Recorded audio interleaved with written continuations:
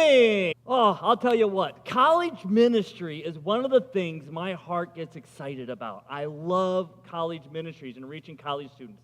In fact, I'm always researching and learning about things happening in the universities. I actually sometimes teach classes at universities, and I just love reaching those students because they need it so much. Even especially, if anywhere, I'm going to say this, especially in Illinois, y'all. Okay, like this state, the colleges are messed up, and it is frustrating.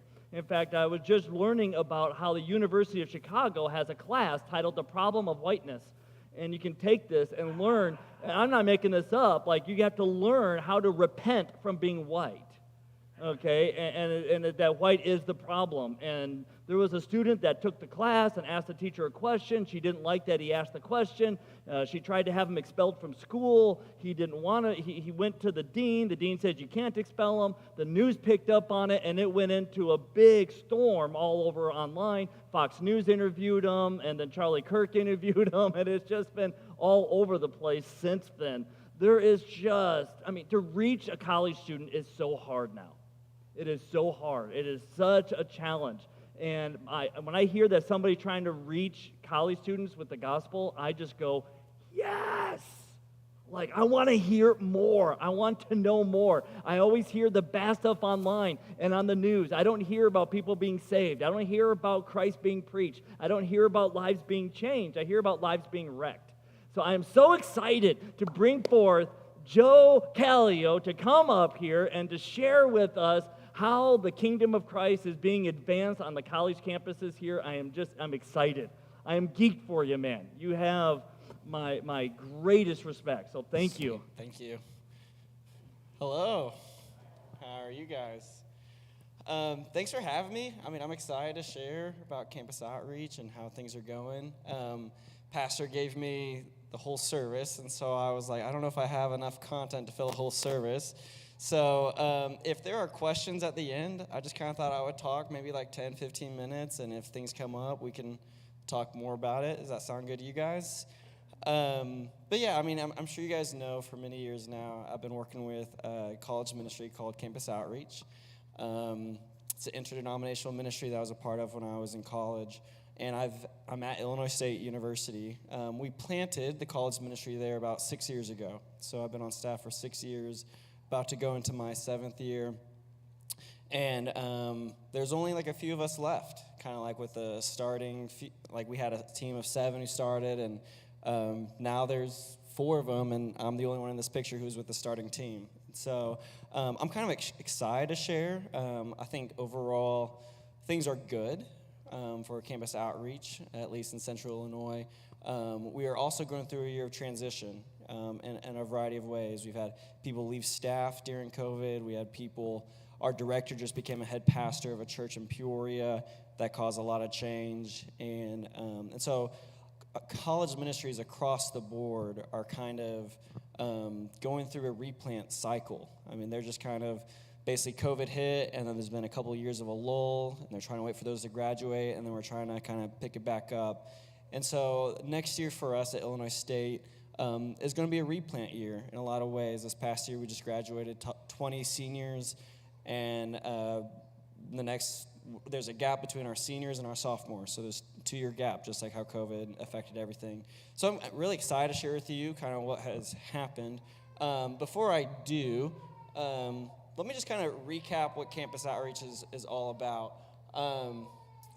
Our mission statement, our vision of campus outreach is we want to glorify God by building laborers on the college campus for the lost world. And we get this from Matthew 9, when Jesus looks at the crowds of the people, and he says he had compassion on them because they're harassed and helpless, like sheep without a shepherd. And so he looks to his disciples, and he says, the harvest is plentiful, but the laborers are few. And what we really are trying to create are just laborers, people who love God, who love others, want to make him known, want to live for his lordship over all areas of their life. And we do that on the college campus. And we really think the college campus, just like Pastor John was saying, is an influential time in our culture, in America.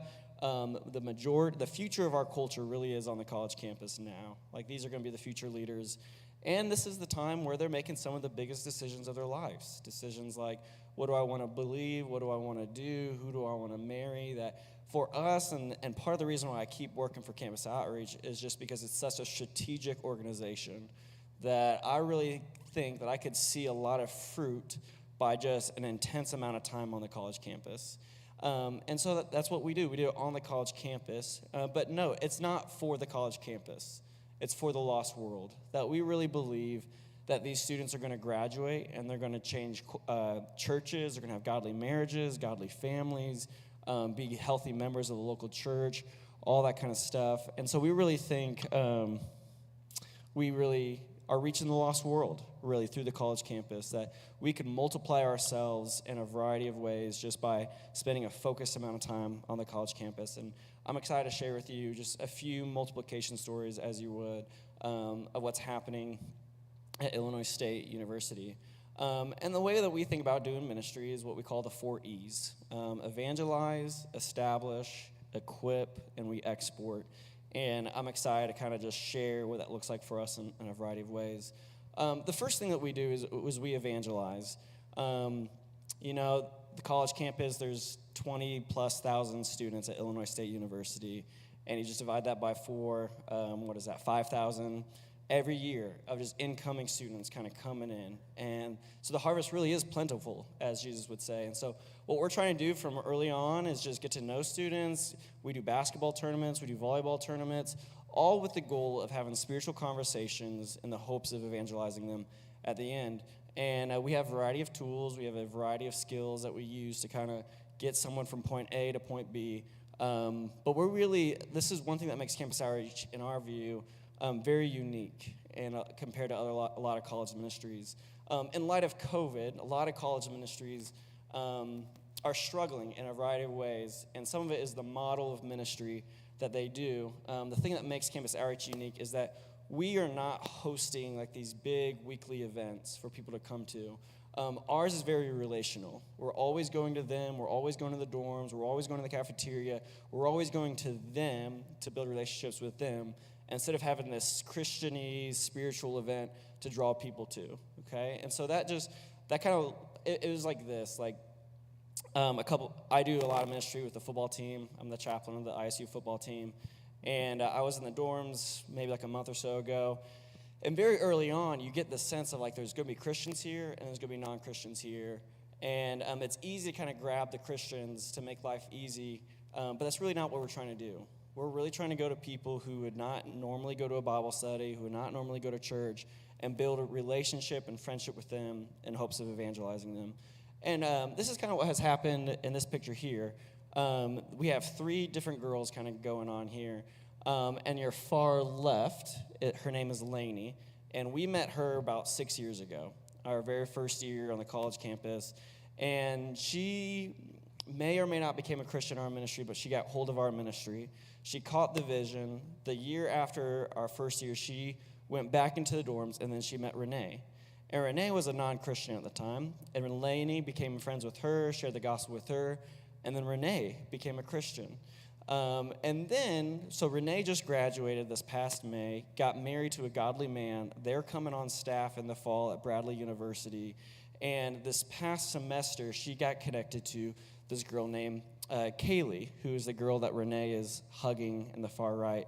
And Kaylee got connected to our ministry in a variety of ways. I think one thing that was unique for me is that this past, again, it's been a year transition. I transitioned from campus staff to campus director. So now I oversee all of campus outreach ministry at Illinois State University.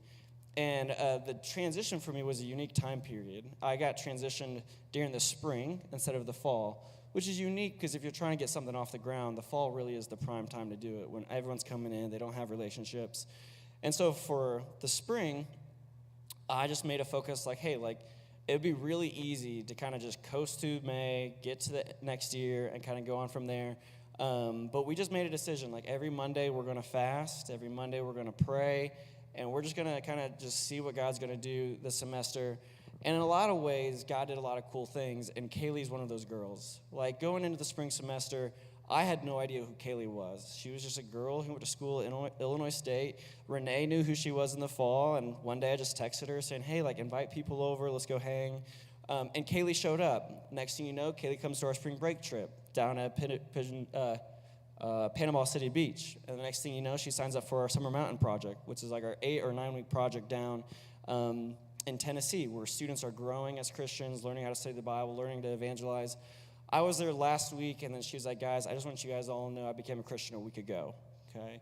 And it's just kind of cool. It's like we just, going into the spring, first off, at this point, there's really hardly any women's staff. So it's like any women ministry we got is all just by God's grace, because if you know the guys on our team, it's like we got nothing going for us. But like, here's Kaylee, and she became a Christian last spring, and she's growing, and she is connected to our ministry. And this is really what Campus Outreach is all about, is that we're just highly evangelistic. We want to have relationships with non-Christians. We want to share the gospel with them. We want to see them come to Christ. And these girls is just a multiplication story. This happened over 6 years' worth of time. And these are things that we love as Campus Outreach. So that's the first thing we do. We evangelize. The second thing we do is we establish. And what we are doing in establishing really is, if we want someone to walk with God so much so that if I never saw them again, in 30 years from now, they would still walk with God. They would still read their Bible, still be members of the local church. They would be established, that they're not going to go anywhere, okay? And this is a group of guys on our ministry that has happened to, okay? Again, going into the spring, we didn't really expect a lot going on, but in the middle, the guy in like the pinkish, reddish shirt, his name is Tristan Fox, and he's on staff with us. And he met these guys first week of campus during our Rim Rocker tournament. And basically, right after the first week, he had his first son, okay, which is awesome that he had a son, but the worst time ever in college ministry timeline. It's like the one time where you're building relationships, people are free, and so we're kind of just scrapping, just trying to be like, what kind of relationships are Tristan going to have? And these guys here, they made a lot of turns coming into the spring semester. The guys on the left going into the spring semester, you would have never expected to be around today. But they're the 2 guys in our group who went to the Summer Mountain Project this summer. It's just kind of like, where do these people come from? Like during Christmas breaks, one of the guys broke up with his girlfriend, had a hard time, reached out to Tristan. They started having Bible studies, and he's just kind of a Christian now. He's kind of living faithfully to Christ. Same is true with Jorge, and same with other guys in this picture. But what Tristan does with this is he meets with these guys weekly. They read their Bibles together, they read books together, they confess their sin together, all with the goal of establishing. And that really is kind of what we're doing. Like, at the heart of what we're trying to do is what Jesus says in Matthew 28, go and make disciples. And in establishing, that's what we are really trying to do. And that's happening in establishing. The third thing that we do is we equip people, okay? Like I said, we are trying to create spiritual multiplication happening. And the way that we do that is we equip the students that we lead to Christ with the same tools that we used on them in a variety of ways. And our main means of doing that is our Summer Mountain Project, which I talked about a few minutes ago. It's an 8 or 9 week project down in Pigeon Forge, Tennessee, where people have full-time jobs at Dollywood. They're learning to study their Bibles, share their faith, and we're equipping them. And this is just a picture of this year's S&P. And it was just kind of cool because last week I was on there, and it was like the Vision Retreat. And it's kind of like the one time of the year, like, hey, like, we've learned all these cool things. We've walked with God. We've learned so many things these 8 or 9 weeks. Now it's kind of just vision. Like, let's just think about what could happen and in the fall. And I think the thing that's just so exciting for me as a leader and exciting for the group is that the very first question I asked all of them was like, all right, who's been to S&P before? And we had probably like 15 people in the room, and only one person raised their hand. And that's just like a unique thing because we're all feeling like something new is happening. It's not like there's any experienced people here. It's not like there's any leaders, student-wise, who are leading the charge. But that we all feel like, man, like, we're going to go to the fall. We're going to love Jesus. And we've learned a lot of cool things that we're really excited to think about all that God could do in the fall. And that's really what we're trying to do with equipping, is that we're trying to get them excited to have friends with non-Christians, to share the gospel with them. And that's all happening in our equipping phase, okay? Finally, exporting, okay? And this picture right here is probably will probably be one of the greatest pictures of ministry that I'll ever have in my life, okay? So let me just kind of walk you through the story. About 3 or 4 years ago, I met the guy named Tanner Tala, okay? And he is in the middle, tall, black suit. We did a Bible study. He became a Christian, okay? As he started growing, he got me connected to Jacob Carl, who's on the right, and to the far left is also, his name is Trenton Hatfield, okay? And at the time, Trenton may or may not have been a Christian, but he was dating a non-Christian, okay? And he was growing so much, making Christ the Lord. He was like, I can't keep doing the things with this girlfriend that I know is wrong. So he broke up with her, okay, for the sake of Christ. Meanwhile, while that happened, she got connected to my wife, Zoe, okay? And so Zoe and her got coffee. They started meeting up. They started doing Bible studies. Well, before you know it, Kylie became a Christian, okay? Well, then years later, those two got together and got married, and this is their wedding photo right here, is that Trenton is on the far left. He's a Christian, and he's going to come on staff with me at Illinois State University with Campus Outreach. He just got married to his wife, Kylie, okay? And this is from December. Oh, that's from December, okay? And it's just kind of cool stories like that. Well, anyways, Trenton started growing, and he got me connected to this guy named Zeke, who's the guy kind of right on top of Zoe there. His name is Zeke. Well, Zeke is the captain of the football team. He's one of the keyest people on the whole team, and he got me connected with the whole ISU football chaplain team, okay, which led to other relationships, which led to other Bible studies, which led to another evangelistic conversations. And I bring this up for exporting because it's just a cool vision casting about where they're going. Jacob Carl on the far right, he's going to be a teacher. On the far left, Trenton was so changed by the gospel that he came on staff with us. And I was at the pool with him last week at SMP, and he's like, Joe, all I want in life is just to impact one person like you impacted me. And it's like, that is one of the most awesome and humbling things you could ever hear in your life. And it's just kind of cool. Like, he's exporting, and he's going to go. His vision is to keep doing the same thing. Meanwhile, ISU had 3 people sign with NFL football teams in the league, and the 2 of the 3 people are in this picture right here, Tanner and Zeke. And Zeke just got signed with the Miami Dolphins, and about maybe a month or so ago, he was like, hey, man, I started sharing the gospel with people on the Miami Dolphins team. I need some journey books. I need some tools to kind of keep doing that, okay? Well, Tanner, he's the one on the right.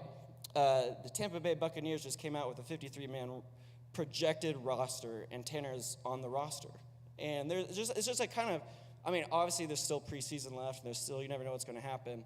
But it's just kind of cool thinking like, man, I had an impact in these guys' lives. And then you can kind of think, man, the NFL, like somewhere the most lost people are, some of the darkest places in our culture, there are people who are faithful for Christ and making a huge impact where they're at. And this is what we are all visioning with exporting, is that we aren't doing it on the college campus for the college campus. We're doing it all on the college campus for the lost world. And this is just kind of like, this is the ideal of our ministry, that they would go and labor for Christ. They would love him, make him known. And I think this is just some of the greatest privileges of my whole life, is that this picture kind of summarizes just fruitful ministry. And the reality is, it's like, it's rare to have fruitful ministry like this. It's like, it's really all by God's grace. Culture is radically powerful.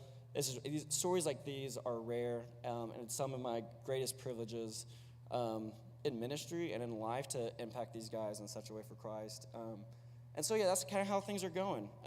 These guys just graduated, and so we're about to go into the fall, and it's like a new year of harvesting. It's like you got to go plant the seed, you got to go raise people up, and another 4 years, you got to go send them out, and you never know what it's going to be like. Just like farmers, it's like going to be a good year, it's going to be a bad year. I don't know. I just got to be faithful.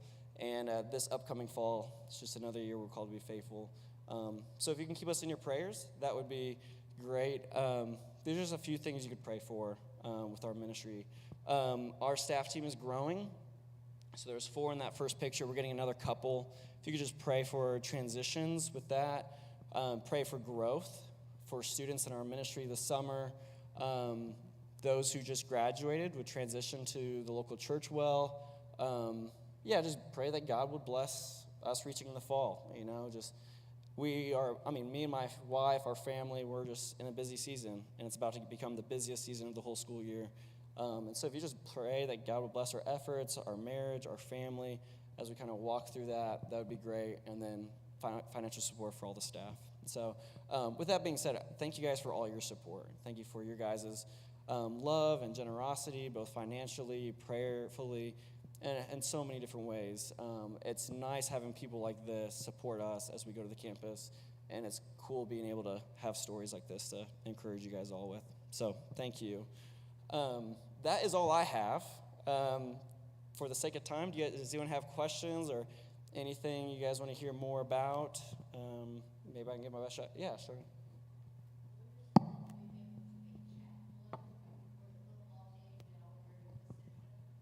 Yes. I still plan to be the chaplain of the football team. It's too good of a position to give up. I think it does mean my job has to look a little different with having 2 kids and marriage and everything, which is kind of nice. It's like as I become campus director, there's less on-campus stuff. There's more administration stuff, and so I can make it both work. But it just seems like a good opportunity to give up. Yeah. Yeah, Larry.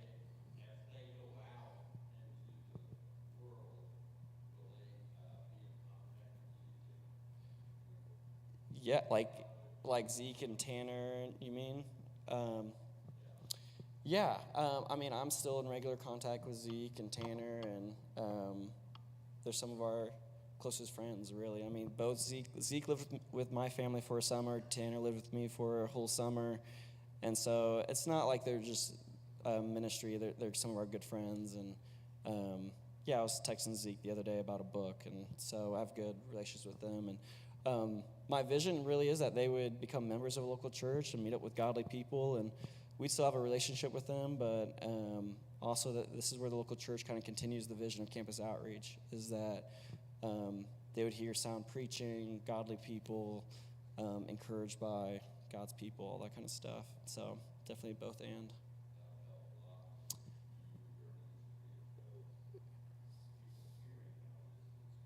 Yeah, for sure. I feel really thankful for that, so thanks. Yeah, okay. That's a good question. So, what does my hours look like? It's a great question. So typically, if it was like a normal day, I would wake up, take care of Carson, family time, and then practice at 8:30 in the morning, go to practice, come home, meeting at 10, lunch at the cafeteria at 11 or 12, and then I'd probably do another couple of hours of office work, about 3 to 5, home for family time, dinner from 5 to 7 on campus, and then sometimes on campus till like 9 or 10. And so not every day is like that. Some evenings I'm at home, and some afternoons I take off. That's kind of a typical schedule. It hits all the main blocks, basically. So, yeah. Yeah, I'm sure it's, I've been going to every football game, at least. And at every football game, I travel with the team. I give a 10-minute, 15-minute talk before every football game. And I can be on the sidelines to watch the game, so it's hard to pass that up. So, but I think that's one thing that we'll have to try to figure out just as we have kids, we have more kids. To be gone for a day or two, it's a lot. And it's nice that my parents are in town, and so we can coordinate with them to come help Zoe. Yeah, exactly, free babysitting. And so we're really thankful for that. And yeah, as of now, yes. I think my vision really is like in a couple years, I would be able to transition this chaplain's position to another campus outreach staff. I don't know if now is the right time to do it, but I want to hand it off so I can kind of focus on other things. But yeah, we'll see. Yeah, Mike.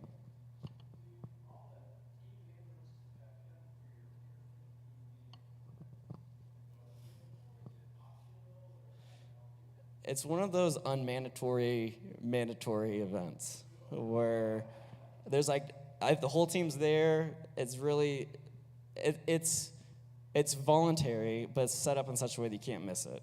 So Coach Spack kind of put them in there.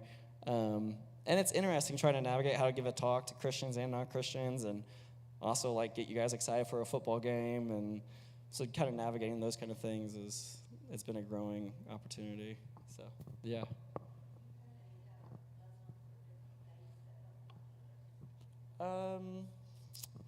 Not necessarily Muslims. It's Coach Spack is a devout Catholic, and so he recruits a lot of Catholics. So it's either Catholic, Christian, or non, or just spiritual, whatnot. And so, of course, there's atheists in there, but seems like they enjoy it at times too. So, and if they don't, I don't know about it. So I'm just kind of taking the best. So, yeah.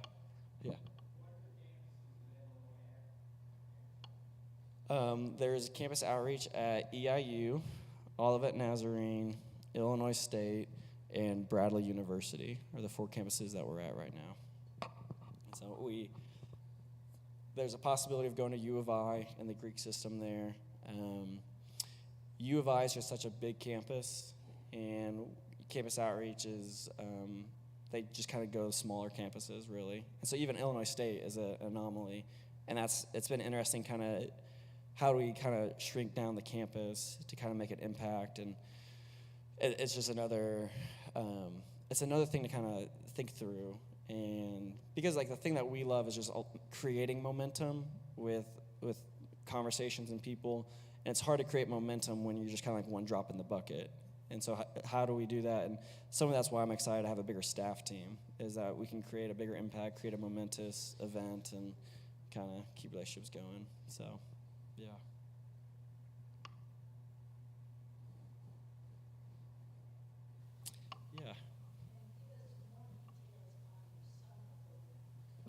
Yeah. So it's 9 weeks long in Pigeon Forge. We usually put them up in a dump of a hotel to keep it really cheap. And so they do that. And so basically Monday, Tuesday, Wednesday, Saturday, or 4 days of the week, they would work at Dollywood. So they'd wake up, read their Bibles, and they would go to Dollywood from about 10 to 10 usually. It's really long days. And then on the other days, we would do kind of like training on how to study your Bible. It would be like one type of training. We would give them tools to share their gospel, another type of training. And then one evening, we would go to the streets of Gatlinburg and we'd just start street evangelizing anybody that we can. So they're kind of getting the skills during the day, and then they're going out and practicing the skills to kind of embody it even more. And then another night is just a fun social for them to have a lot of fun. And so that's kind of like the gist of it all. We think of SMP as a greenhouse of growth, that they're all in the same area, just kind of having conversations, talking, reading their Bible, life on life. Each room has something above them would be like another older Christian or a staff person investing in them. And it's just a momentous event where it's really like, it's the kind of like, what's the word I'm thinking of? They're just kind of always, it's like why can't I think of it? It's like the Twilight Zone kind of, just like you're there and all you got is spiritual things all around you, and you're talking about it 24/7. And because of that, you really do leave a changed person. It's like we're there for 8 weeks, but you're really there for like 8 months worth of growth. It just accelerates so many different things, and it really is the event that Campus Outreach does. Like we think if we get our students to the SMP, then their growth is just going to be astronomical. It's just going to be huge, and so we find it very, very important to do. So, yeah, pray for me. I'm leading it next summer, so it's just managing 60 college students with who knows what they're going to do. Yes. Sorry. Illinois has been doing it for 15 years, but the staff from Illinois came from Tennessee, and so they were doing it for years before then. It's always been a thing of Campus Outreach, and Campus Outreach is a little over 40 years old, so it's one of the youngest college ministries in the nation, but it's just been part of who we are. So, yeah, Joe.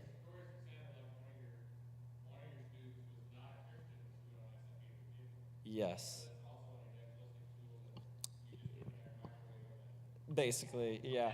I mean, we don't do that with every non-Christian. It's got to be the right non-Christian. Just because, like, all we're going to do is talk about Christian things. And so it's a select few, but a lot of times people go down, there's non-Christians, come back as Christians. Just they're living life with so many Christians, hearing the gospel left and right. And, yeah, it's a big thing for us. So, yeah. Yeah, okay. Yes, it's a good question.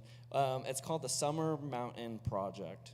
Okay, so we're in Pigeon Forge, Gatlinburg, Tennessee. We're in the Smoky Mountains, and so we just call it the Summer Mountain Project. Other people have something like the Beach Project because they go to Orlando, Florida. They get jobs at Universal Studios, and they do it all there. But ours is in Tennessee, so Summer Mountain Project. Yeah, Summer Mountain Project. Yeah.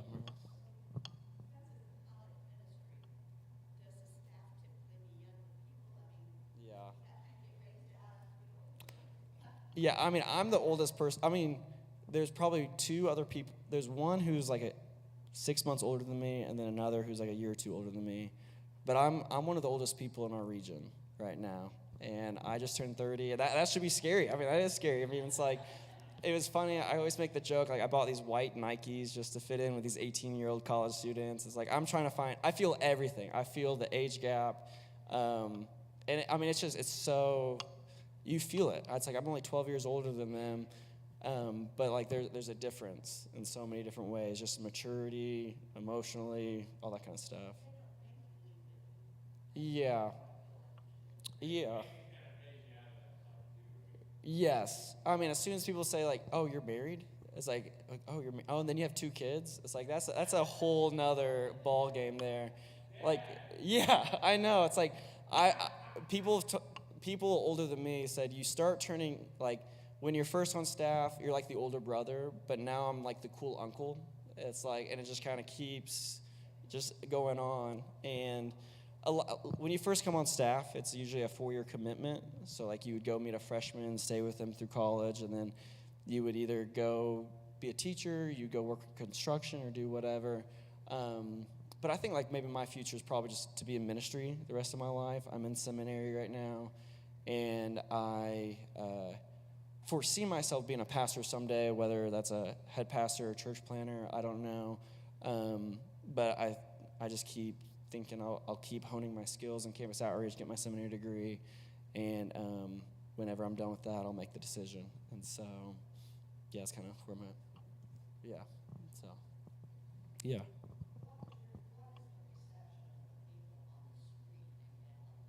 Yeah. That's a good question. It's been a couple years since I've done it in the streets. Early on, at least a couple years ago, it was more like I'm from the South. I have spiritual background. I believe in God, all that kind of stuff. But it's very surface level, okay? But I think when you talk to people today, you get way more rejections. You get like, no, I'm not interested. And there's way more apathy, I think, kind of now today than there was a couple years ago. So way more agnostic, atheistic, all that kind of stuff. So you feel the change, but there's still always like the Southern flavor of me, God, and country, basically. So,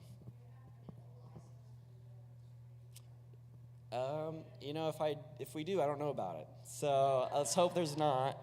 I don't think so. Yeah. And so, yeah, I mean, no one's done anything. I mean, the pitch is really easy. I just say, hey, we're with a college ministry going around asking a couple spiritual questions. Would you be interested in answering them? And they have total freedom to say yes or no. And so it's not like we're shoving it down their throats or anything. And so, yeah. Yeah, okay. Um, Drinking on campus. There's definitely a party lifestyle happening. I mean, it's on every college campus. I don't know if it like affects our ministry like like it's the biggest hindrance out there because it's always been there. But it's definitely a temptation for college students, and especially with freshmen who come to college and they're trying to be friends with people on the team and try to fit in. It's definitely a big pull for a lot of people. I don't sit here and think drinking is the biggest problem that I face on campus because everyone does it, basically. I think there are other bigger issues, culturally speaking, that make what we do a lot more difficult. But you could just say alcohol compounds that even more. And it's not, nowadays, it's not just alcohol, it's weed, and that has another effect. And there's so many other drugs that people are doing. So, yeah, it's definitely a factor. Yeah.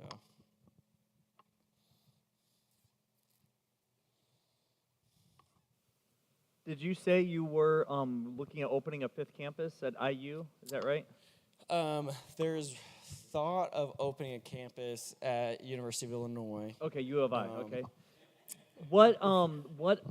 How do you start a campus on a new college? What resistance do you get, and how do you overcome any resistance that the college may have to a conservative Christian group coming in? Yeah, it's a good question.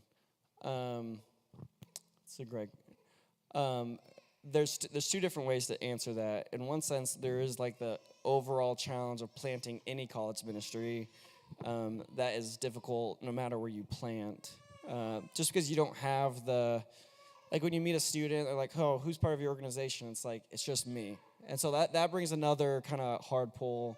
But then I think the biggest thing that we face culturally in America is just apathy towards spiritual things and an apathetic sense of looking into spiritual things. Like they're just not interested. And I think the biggest, at least what we know, I think we're still trying to figure out all the answers, but the way that we kind of overcome it is through having deep relationships. Is that we're deep relationships, asking them deeper questions, and we're there in the times of crisis to kind of open up the door. That's kind of how we've thought about it. I'm not convinced that it's the right thing to do. I think everyone in America is still trying to figure out how do we do just orthodox, conservative Christianity in a postmodern world, and many people have different ideas on how to do that. But that's kind of how we've thought about it. Yeah, John.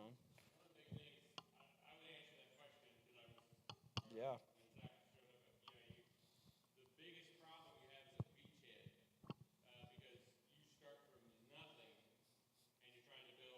Yeah.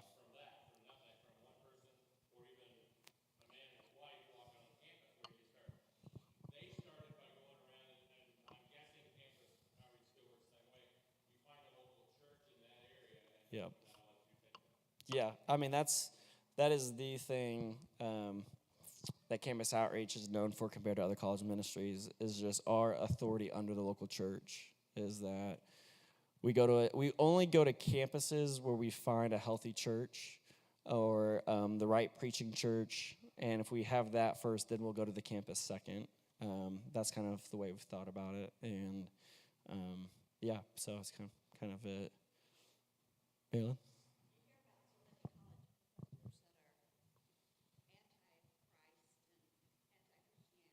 Yeah.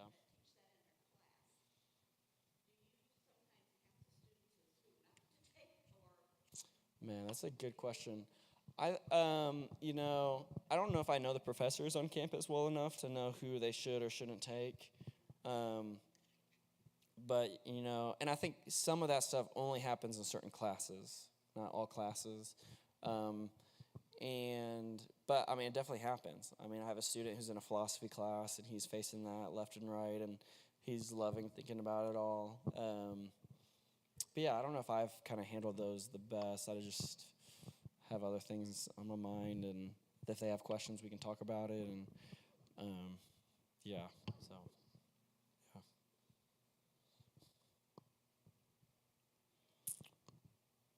And yeah.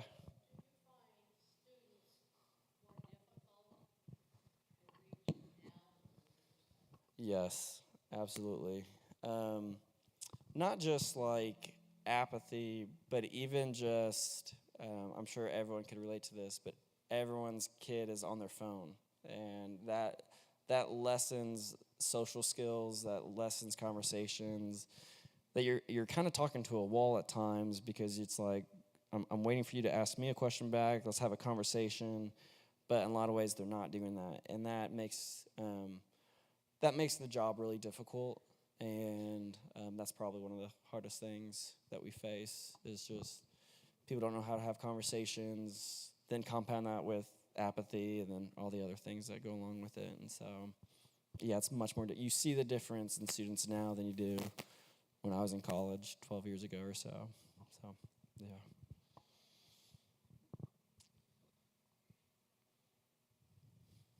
Yeah.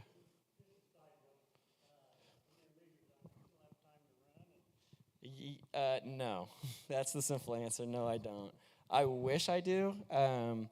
I did run a marathon about a little over a year ago, and that was a mistake, because it takes a lot of time, and I just took the chaplain job. We just had our son, and I just thought I didn't realize how much my life was going to change when I had kids.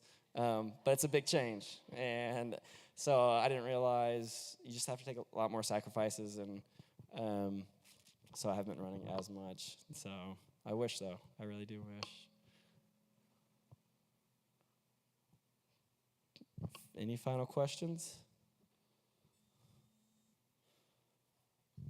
Great. Well, thank you for having me. Thank you guys for your support. It's so good to be here.